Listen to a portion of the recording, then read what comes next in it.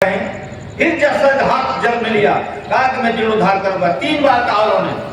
अब परिषद में आके कहा कि यह परिसर अगर 1 महीने के भीतर नहीं खाली हुआ, खाली हो जाएगा तो पुनर्वास की व्यवस्था होगी, और नहीं खाली होगा खाली करा दिया जाएगा। वो परिसर खाली हुआ, भव्य सोमनाथ का मंदिर का जीर्णोद्धार हुआ। अब भारत के प्रथम राष्ट्रपति डॉक्टर राजेंद्र प्रसाद जी ने उसका लोकार्पण किया। यह आपको याद होगा। ये कैसे हुआ? ये हुआ दृढ़ निश्चय से। ऐसा निश्चय करना पड़ेगा मित्रों। राम मंदिर बनने के बाद 6 दिसंबर 1992 को आप याद करिए, ढांचा टूटा नहीं, ढांचा को एक एक टुकड़ा टुकड़ा देश में कोने कोने में लेकर लोग चले गए। बड़े बड़े एंगल थे, बड़े बड़े वो तार घेरे गए थे, कुछ भी नहीं बचा वहां। सब लोग देश के कोने कोने में उठा कर ले चले गए। बचा क्या? रामलला की प्रतिमा, जिसको केसरिया रंग के कपड़े से घेर दिया गया, और लोग दर्शन लगातार कर रहे हैं। 6 दिसंबर 1992 को वो बदनुमा ढांचा हमेशा हमेशा के लिए देश से चला गया।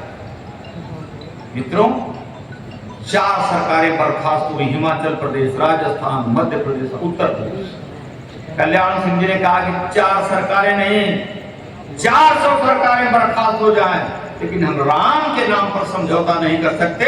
राम के नाम पर कोई समझौता नहीं होगा। राम तो इस देश की आत्मा है, राम तो इस देश के प्राण प्राण में बसे हुए मित्रों। राम के नाम पर कौन समझौता?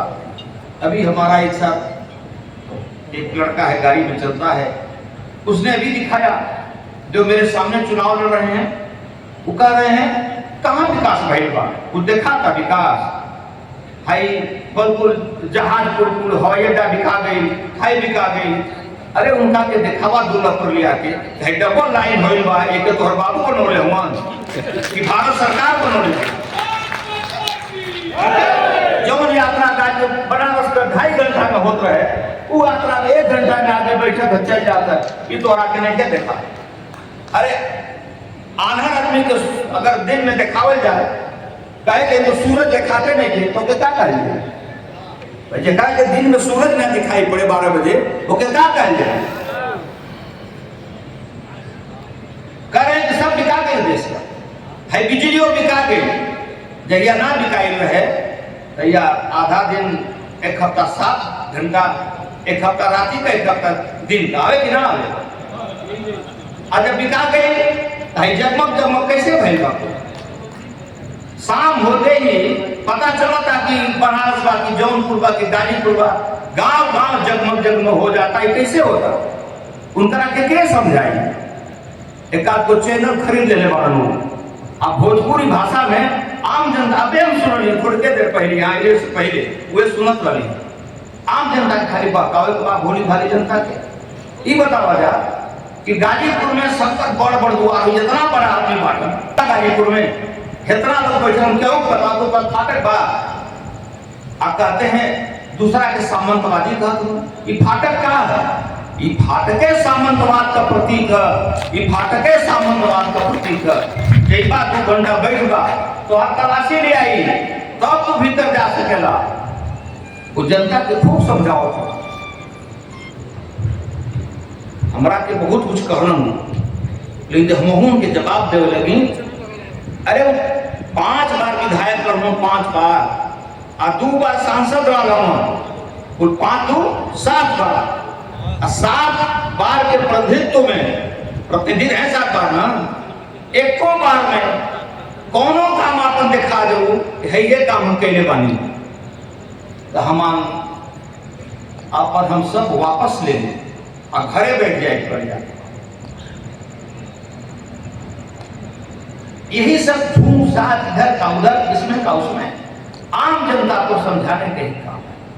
मित्रों, उन्होंने जिस दिन कहा कि वो आतंकवादी भाई की तुलना आजाद चंद्रशेखर, शहीद भगत सिंह, राजगुरु, सुखदेव से कर रहे हैं, भारत माता कहीं देखती होंगी तो उनकी आंखों में आंसू होता होगा कि एक 7 बार प्रतिनिधित्व करने वाला आदमी अब भारत मां की तुलना उस आतंकवादी से कर रहा है जिसने संकट मोचन में बम विस्फोट, कचहरी में बम विस्फोट, बॉम्बे में बम विस्फोट, इन तमाम सीरियल्स का वो नेता रहा है, जिसके आतंकवाद के तार विदेशों से जुड़े रहे हैं, ऐसा व्यक्ति शहीद हो गया, इस पर कंट्रोल कौन करेगा? आपको करना पड़ेगा।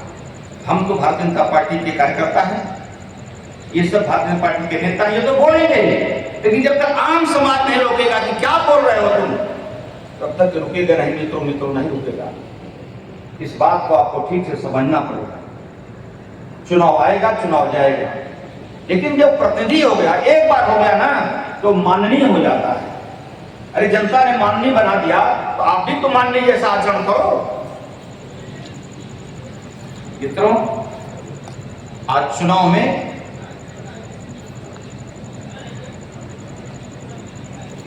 बातें कहीं, मुझे आप जानते हैं, अब मेरे साथ अनेक मित्र यहां बैठे हैं। आप कब चले हैं मैं आपके साथ नहीं चला। आप विश्वास रखिए कि मेरा कदम आपके कदम से मिलेगा और मेरा कंधा आपके कंधे से मिलेगा।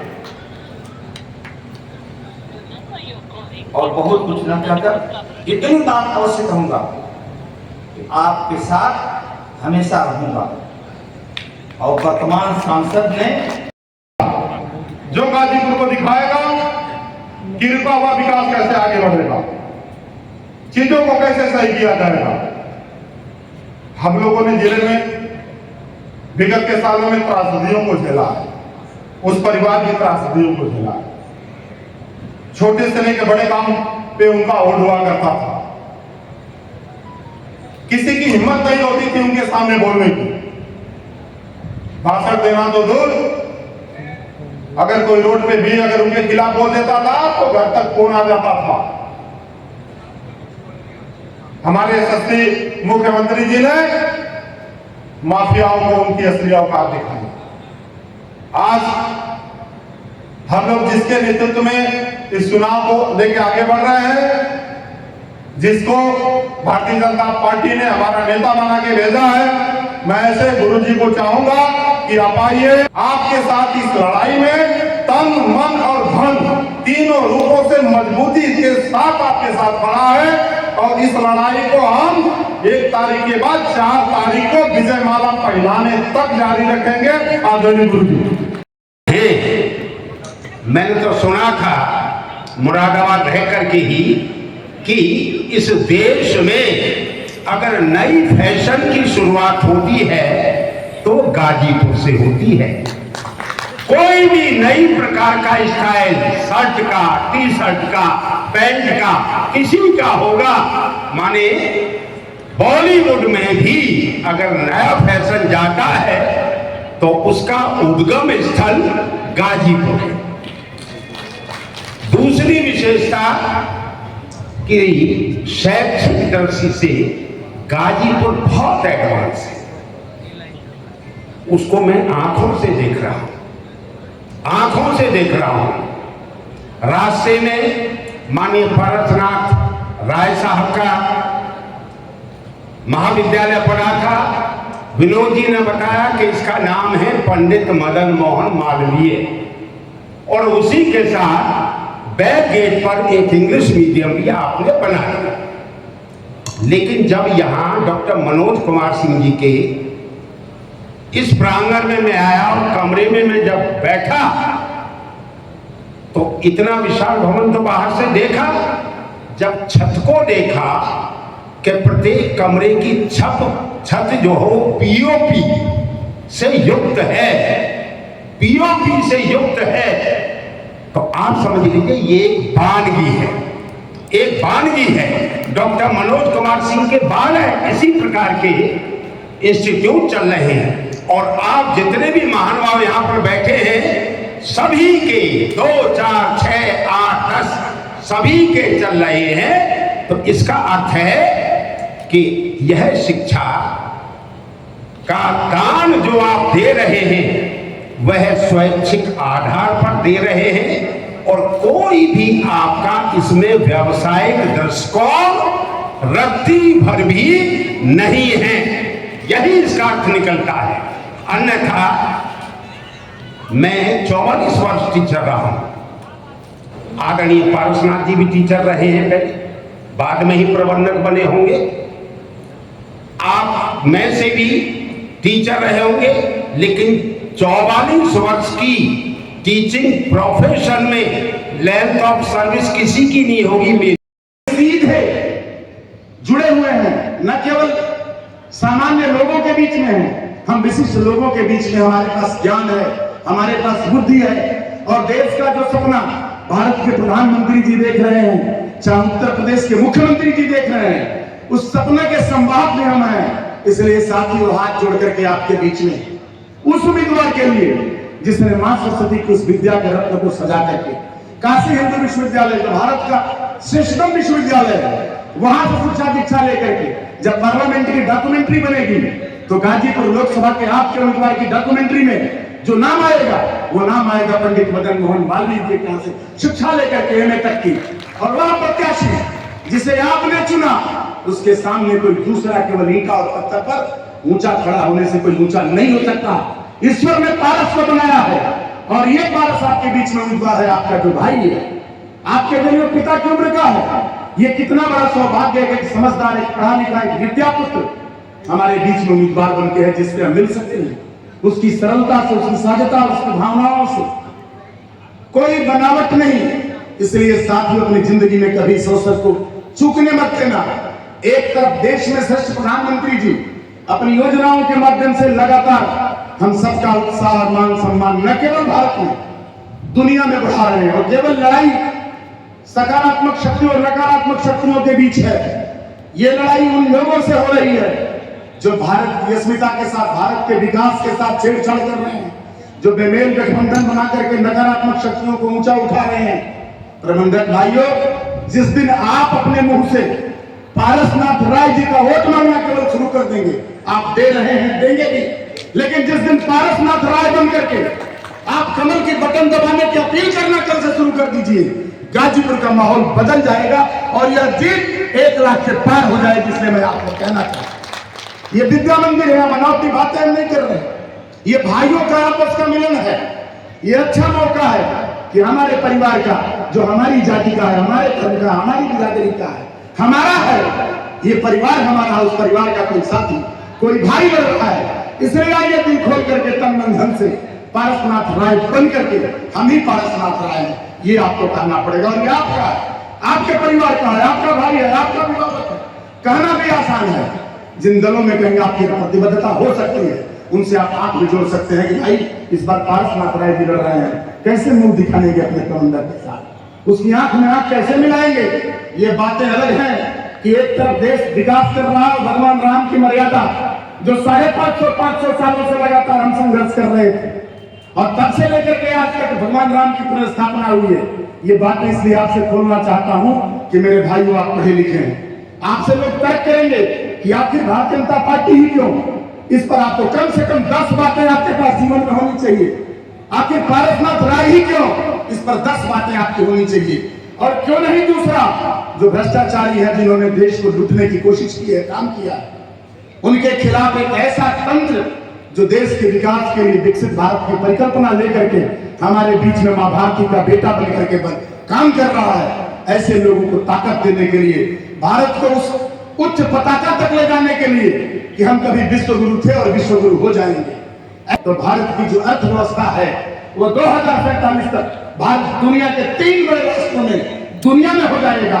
इस बात को चिन्हित करते हुए देश की सुरक्षा के लिए, संपदा के लिए, अपने हम सब के सम्मान के लिए आइए हम सब पारसनाथ राय बनकर के, हम ही पारसनाथ राय, हम ही कमल के फूल हैं, हम ही नरेंद्र मोदी हैं, हम ही पूज्य योगी महाराज हैं, जिनके नेतृत्व में उत्तर प्रदेश की दिशा बदल गई है। कोई नहीं दे सकता ऐसी सुरक्षित सरकार चलाने के लिए। आइए प्रण करें इस विद्या मंदिर से, और कल से निकल करके इस पारसनाथ राय जी को जीत को सुनिश्चित करके 4 तारीख से लगातार जश्न मनाने का काम करेंगे। यही आपसे मांगने में आया हूं। मेरे साथ में एक बार जोरदार मुट्ठी बांध करके आराम से लगे कि भारत माता की आप जय बोल रहे हैं। एक बार में नहीं, 2 बार में अगर बोलना होगा तो भी बोलेंगे, लेकिन दोनों हाथों की मुट्ठी को ऐसा खींचे और बांधे कि लगे कि आत्मा से आपने संकल्प किया है, कोई कोताही नहीं की है। पूरा का पूरा समर्पण उस मां के लिए। भारत मां की जय हम इसलिए बोलते हैं कि माँ हमें पैदा करती है। जब माँ बोल देते हैं तो लगता है कि हम एक ही माँ की संतान हैं, बाहर निकल करके कोई दूसरी बात न कर सके। इसलिए भारतीय जनता पार्टी और संघ ने हमें दीक्षा और शिक्षा दी है, यही पाठ्य और मार्गदर्शन दिया है कि हम सब भारत माँ की संतानें हैं, यही देश हमारा माता पिता है, इसलिए हम भारत माता की जय बोलते हैं। आइए मुख्य बात है, पारसनाथ राय के लिए संकल्प लें, दोनों हाथों को ऊपर उठा लीजिए। भारत माता की, भारत माता की, हमारी वतन कहाँ दबोगी, पारसनाथ राय जिंदाबाद। धन्यवाद साथियों, आपका खूब अभिनंदन, आपका खूब स्वागत। अपनी ताकत को बता दीजिए। आप सबका बहुत आभार। ये हमारे लिए गर्व की बात है। कहते हैं कि जौनपुर में गांव के गांव आईएएस होते हैं, और मैं कहता हूं कि हमारे यहाँ गाजीपुर में घर घर कॉलेज होते हैं और सफल कॉलेज होते हैं। कोई कॉलेज हमारे जनपद में नहीं है जो भव्य के बिना दिख रहा हो। सब लोगों ने मेहनत किया, और हमारे यहाँ कोई धना भी नहीं है गाजीपुर जनपद में। सभी कॉलेज के संचालकगण दिन रात एक करके अपने अमन चैन को खो के, मैं अमन चैन बोल रहा हूं, घर की गृहस्थी में भी बट्टा लगा के सामाजिक उत्थान के लिए, बच्चों के उत्थान के लिए सब लोग अच्छा से अच्छा कॉलेज बनाने के एक मुहिम में आगे बढ़े हैं। लेकिन नो डाउट उस मुहिम में अगर हमने किसी का अनुसरण किया है, यहाँ दो प्रथम कॉलेज संस्थापना में रहने वाले जो लोग बैठे हैं उनका अनुसरण हमने किया है। हमें गुरेज नहीं है कहने में, और सबने किया है। तो एक अवसर अगर मिला है हमारे बीच से किसी को लोकसभा भेजने का, तो सारे अवैधानिक सारे मत हटाइए और एक जगह आइए, और भारतीय जनता पार्टी के प्रत्याशी माननीय श्री पारसनाथ राय जी को हम प्रयास करेंगे, पूर्णतः प्रयास करेंगे, तन मन धन जन जैसे प्रयास हो। हमको ये अवसर बार बार नहीं मिल रहा है। इस गाजीपुर में लोकसभा का टिकट किसी कॉलेज को चलाने वाले को मिला हो तो उनको कोई बताए भाई, आज तक तो नहीं मिला। लेकिन भारतीय जनता पार्टी ने अगर कॉलेज संचालक किसी को हमारे बीच से मौका दिया है, तो आप याद रखिए कि कल अगर मिलना भी होगा तो उतना ही सहज होगा जैसे कल सहज था, उतना ही सहज माननीय श्री पारसनाथ राय जी से मिलना होगा। ये मैं पूरी उम्मीद के साथ बोल रहा हूं, बिना पूछे बोल रहा हूं, क्योंकि स्वभाव व्यक्ति का एक दिन का नहीं होता है। इन्हीं शब्दों के साथ हम लंबे भाषणबाजी में नहीं जाएंगे, लेकिन एक चीज जरूर कहेंगे, जैसा मनोज सिंह भैया किधर आया, इनके कहे पे मैं मंच से बोल रहा हूं, और शायद वो कहे हैं हम सारे कॉलेज प्रबंधकों के दिल सबसे ज्यादा खुशी प्रबंधक साथियों के बीच थी कि चलिए हमारे बीच से कोई न कोई अजूबा होगा और कोई न कोई लोकसभा जाएगा। आज वो क्षण है कि हमारे बीच माननीय श्री पारसनाथ राय जी आ चुके हैं। हम आग्रह करेंगे कि श्री पारसनाथ राय जी आए और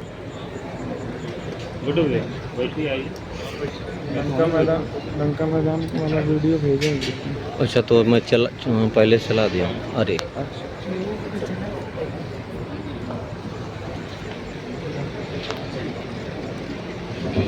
माननीय पारसनाथ राय जी लोकसभा प्रत्याशी हेलो अब हमारे बीच हैं, और ये हमारे लिए गौरव की बात है।